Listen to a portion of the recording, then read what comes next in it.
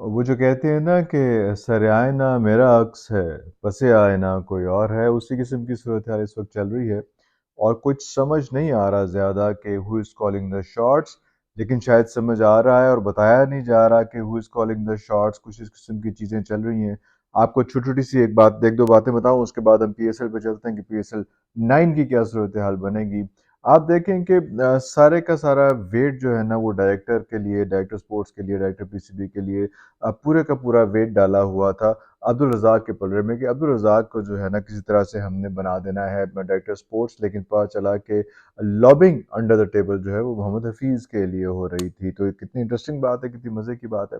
इसी तरह से बार बार जिक्र आया था मोहम्मद रिजवान का कि मोहम्मद रिजवान जो है उनको बना दिया जाएगा कैप्टन, और हर जगह इनका जिक्र हो रहा था और उनके लिए पूरा एक सेज तैयार हो रही थी। लेकिन actually under the table lobbying जो हो रही थी वो शाहीन शाह आफरीदी के लिए हो रही थी। और जिस तरह से आपने देखा भी कि उनके ससुर साहब जो हैं शाहिद आफरीदी साहब, वो एक दिन पहले ही जाके पीसीबी के चेयरमैन से मिले और उसके बाद उनसे डिस्कशन हुई और अगले दिन ही बाबर आए और बाबर आके उन्होंने रिज़ाइन दिया और उसी शाम तक शाहीन शाह आफरीदी जो है वो आप वाइट बॉल के बन चुके थे कैप्टन। तो ये सारी चीज़ें हादसाती इत्तेफाकात भी हो सकते हैं, लेकिन जो इतने कोइंसिडेंस हो रहे होते हैं ना, तो उसमें उसके पीछे कोई ना कोई चीज़ होती है, क्योंकि कहा जाता है कि there is no such thing like an accident. कोई ना कोई कहानी, कोई ना कोई पीछे जिस तरह से मैंने कहा कि सरे आए ना मेरा अक्स है, पसे आए ना कोई और है। So who is calling the shots at this moment? एक साहब जो बनते हैं एक चीफ सेलेक्टर बनते हैं और कहते हैं कि मैंने बस इतना ही बनना था, इसके बाद मैंने नहीं बनना। उसको कहते हैं चलो, अगले कहते हैं कोई बात नहीं भाई, ठीक है, तुमने इतने बनना था, इतने बन जाओ, कोई बात नहीं, खैर है। और उसके बाद वो चले जाते हैं। और उसके बाद इन्फ्लुएंस इतना होता है कि प्रेसिडेंट भी उनसे पूछ रहे हैं और क्या प्राइम मिनिस्टर भी उनसे पूछ रहे हैं किसको बनाना चाहिए और सारा कुछ होना चाहिए। उन्होंने बताया भी सारी कुछ। तो is he calling the shots और समबडी एल्स? ये एक बहुत बड़ा क्वेश्चन है। लेकिन अभी हम चलेंगे लीग्स पे, क्योंकि लीग्स का बड़ा इंपॉर्टेंट फीचर है कि आमिर और इमाद क्यों इतने नखरे वाले हुए हुए हैं, कितने एटीट्यूड के ऊपर हुए हुए हैं। क्योंकि लीग्स के पैसे जो है ना, पैसों का शेयर बहुत बढ़ता जा रहा है और वो बिजनेस भी ज़्यादा है और प्रोफाइल भी ज़्यादा है और सारा कुछ है। और आप जब आप पीसीबी के पेरोल के ऊपर होते हैं या पीसीबी के आप उसमें अंडर कॉन्ट्रैक्ट होते हैं, तो वो आप ड्यूटी बाउंड होते हैं कि आपने इतनी लीग्स खेलनी है। आपको पीसीबी खिलाए या ना खिलाए, मैचेस खिलाए ना खिलाए, हालांकि वो जो आप उसके कॉन्ट्रैक्ट के अंडर हैं, तो आपको कम से कम सैलरी तो मिल रही होती है मुसलसल। लेकिन आपको वो खिलाएं ना खिलाएं वो एक अलग बात होती है। लेकिन फिर भी प्लेयर्स कहते हैं कि अपने आप को जंग लगाने की बजाय हमें ज़्यादा बेहतर है कि हम जाके बड़ी लीग्स खेल लें, अच्छी लीग्स खेल लें, और थोड़ा सा कैश कुछ भी ज़्यादा आ जाए और साथ साथ हमारा हम बुक्स का और हम जब दिखता है तो बिकता है ना, तो फिर सारा कुछ इस तरह से नज़र आते रहे हर मौके पे हर जगह पे, तो ज़्यादा आसानियाँ हो जाती हैं। लेकिन अभी ये इमाद का और आमिर का हिस्सा था जो चल रहा है अभी भी। कहाँ तक पहुँचेंगे, कैसे पहुँचेंगे, वो एक अलग सूरत हाल है। पीएसएल के बारे में अगर बात करें, पीएसएल 9 के बारे में बड़ी इंटरेस्टिंग सिचुएशन आ रही है। लाहौर कलंदर भी जो है ना इस बार थोड़ा सा फंसा हुआ है। और लाहौर कलंदर, अच्छा, मैं पहले पीएसएल से पहले ये मैं बात बता दूं कि जहाँ पे इमाद और खेल ही रहे थे इमाद और आमिर, तो इसलिए ये कह सकते थे।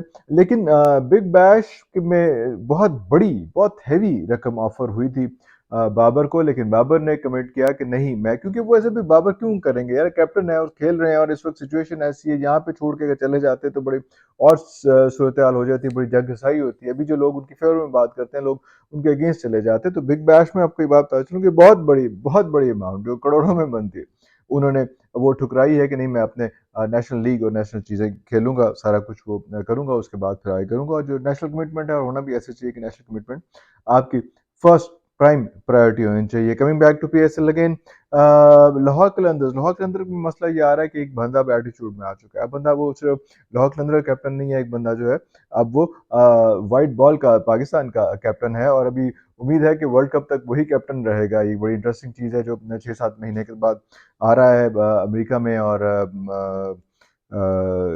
ये वेस्ट इंडीज़ में। तो वो उसके लिए भी वो तैयारी कर रहे हैं। लेकिन शाहीन शाह अफरीदी के साथ एक मसला ये आ रहा है कि 3 लोग जो हैं वो मेन कैटेगरी के अंदर, जो प्लेटिनम कैटेगरी होती है, क्या होती है, उसके अंदर जो है वो आ रहे हैं, जिसमें हारिस रऊफ भी हैं और शाहीन शाह अफरीदी खुद भी हैं और फ़खर जमान भी हैं। और इनमें से 2 लोग रहेंगे। शाहीन शाह अफरीदी तो रहेगा ही रहेगा, वो कैप्टन है। और फ़खर ज़मान का भी चांस चाहिए कि उनको बैटर इतना स्ट्रॉन्ग बैटर तो चाहिए। तो हो सकता है कि लाहौर के अंदर इस बार जो है जब अभी ये पीएसएल की बिडिंग शुरू होगी, सारा कुछ होगा, तो शायद हारिस रऊफ़ को वो ऑफ ट्रैक कर दें और हारिस रऊफ़ किसी और जगह पे कहीं और से खेलें। पेशावर ज़ल्मी के साथ एक बड़ी ऑड सिचुएशन हो रही है क्योंकि बाबर आज़म वहाँ पे हैं और वहाब रियाज़ जो चीफ सेलेक्टर भी हैं, वहाब रियाज़ का भी ये समझ नहीं आ रही, उन्होंने गोलमोल सी बात की है कि क्या वो पीएसएल खेलेंगे या नहीं खेलेंगे, तो वो एक इम्पॉर्टेंट फीचर है कि वो चीफ सेलेक्टर भी हैं और उस कैप्टन के अंडर जो जो जिसको नेशनल टीम से हटा दिया गया है एज ए कैप्टन, उसके अंडर वो किस तरह से खेलेंगे। वैसे तो मेरा ख्याल है कि वो यहाँ प्रोविंशियल मिनिस्टर भी हैं पंजाब के और चीफ सेलेक्टर भी हैं। अब मेरे ख्याल उन्हें स्टेप डाउन कर देना चाहिए, वहाब को इस बार मेरे ख्याल पीएसएल 9 नहीं खेलना चाहिए, लेकिन जितना फिट जितना अपना उसने अपने आप को एक्टिव रखा हुआ है, अगर खेल भी ले तो कोई बड़ी बात नहीं है, लेकिन अब वो प्रोटोकॉल्स, कॉन्फ्लिक्ट ऑफ इंटरेस्ट, वो सारी जो अजीब-अजीब सी की चीज़ें मुसलत हो जाती हैं ना, उनका नहीं पता चलेगा कि किस तरह से लेके चलेंगे। मुल्तान सुल्तान में अगेन एक प्रॉब्लम आएगी, उसमें रिज़वान जो है वो खेल रहे हैं और उनके अंडर जो है हमारी नेशनल टीम के कैप्टन खेलेंगे, जो शान मसूद हैं। अब शान मसूद का क्या कैरेक्टर होगा मुल्तान सुल्तान के अंदर, वो एक अजब अजीब-सी इंटरेस्टिंग सिचुएशन होगी कि रिज़वान कैप्टेंसी करेंगे, हो सकता है ये खबरें भी आ रही हैं कि रिज़वान स्टेप डाउन कर लेंगे और शान मसूद से कैप्टेंसी कराएँगे, लेकिन मेरा ख्याल है कि रिज़वान को कैप्टेंसी कंटिन्यू रखनी चाहिए। इस्लामाबाद यूनाइटेड जो है शादाब, वो कम से कम उनकी कैप्टेंसी जो है किसी हवाले से किसी भी तरीके से मुश्किल में नहीं है। लेकिन उनके टीम के मेंबर्स जो हैं वो फ्लाई कर जाएँगे, ज़ाहिर बात है। मैंने आपको लास्ट टाइम भी बताया था कि आज़म खान और वसीम जूनियर जो हैं वो शायद चले जाएँगे क्वेटा ग्लैडिएटर्स में, और क्वेटा ग्लैडिएटर्स में जब उनके जाने के बाद वहाँ से जो नसीम शाह हैं जो इस वक़्त अनफिट हैं, वो वहाँ से आ जाएँगे इस्लामाबाद यूनाइटेड, ये अभी खबरें आ रही हैं। और ये भी सूरत हाल थी कि हो सकता है कि वो पेशावर ज़ल्मी चले जाते, पेशावर ज़ल्मी चले जाते तो जो ट्रेड 2 बंदों ने होना था वो फिर सैम अयूब ने और हसीबुल्लाह, इन दोनों ने जो है वो ट्रेड होके आ जाना था क्वेटा ग्लैडिएटर्स में और उन्होंने चले जाना था। सबसे इम्पोर्टेंट चीज़, सबसे ज़बरदस्त चीज़ जो है, जो यहाँ पे चल रही है, जिनकी सब पे जिस पे नज़रें होंगी, वो ये है कि कराची किंग्स क्या करती है। क्योंकि कराची किंग्स के इस वक़्त ये सूरत हाल है कि पिछले दोनों पीएसएल जो हैं, पीएसएल 7 एंड पीएसएल 8 दोनों बहुत बुरे गए हैं, बाकायदा बुरे गए हैं। और अब इमाद वसीम क्या करते हैं और आमिर क्या करते हैं, अब यही दोनों स्टेपल हो रहे हैं। अभी भी जो कंट्रोवर्सी सारी चल रही है वो भी इमाद वसीम और आमिर की, आमिर ऐसे ही बीच में चल रहे हैं, लेकिन ये हैं एआरवाई के लिए काम कर रहे हैं। लेकिन अभी जो पिछला वर्ल्ड कप है सारे का सारा उन्होंने जियो के साथ किया, और जियो के साथ जो है वो लाहौर कलंदर वाले भी हैं, और आमिर और ये इमाद वसीम वहां पे रहे हैं। इससे पहले आमिर और वहाब रियाज एक जगह बैठ के यही बाबर आजम उन सब प्लेयर्स के बारे में बड़ी अजीब सी बातें करते रहे। लेकिन अब सिचुएशन ये थी कि जियो के अंदर बैठ के जो है वो इन्होंने मोहम्मद आमिर ने और इमाद वसीम ने बहुत लंबी लंबी बातें की, बड़ी बड़ी बातें की हैं।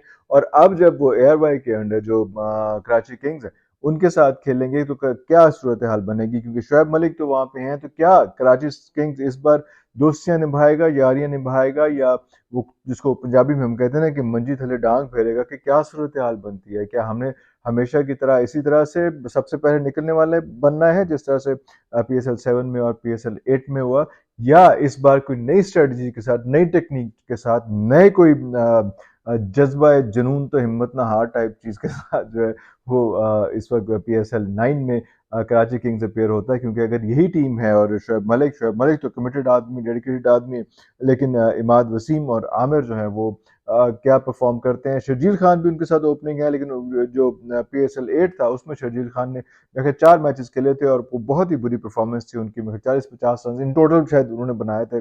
बहुत मेरे ख्याल 850 भी नहीं कर सके थे, और पूरा स्पेल भी मेरे ख्याल वो बड़ा बड़ा एक ऑड सिचुएशन थी, तो वो भी वहाँ पे है। अब सुना है कि अभी जो लीग हो रही है उसमें जो लोग डोमेस्टिक हो रही है उसमें अच्छी परफॉर्मेंस दे रहे हैं, लेकिन आगे क्या सूरत हाल बनती है, क्या चीज़ें बनेगी, वो जैसे जैसे चीज़ें बनती जाती हैं आपको हम वैसे वैसे इन्फॉर्म करते जाएंगे। अभी तक के लिए इजाज़त दीजिए। पाकिस्तान जिंदाबाद।